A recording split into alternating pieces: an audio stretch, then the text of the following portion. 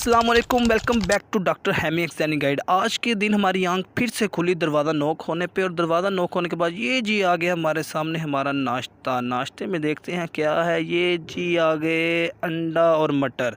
नाश्ता करने से पहले मुंह भी साफ़ कर लेना चाहिए।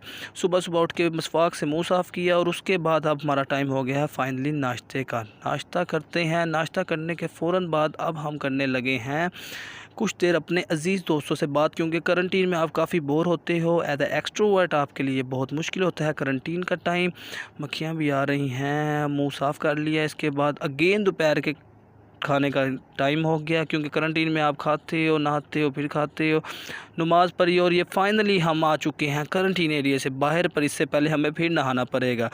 ये जी अब मौसम में बाहर जैसे आ जाता है ख़ज़ां के बाद, हम आ गए करंटीन से बाहर। फाइनली रात की रोटी मिलते हैं।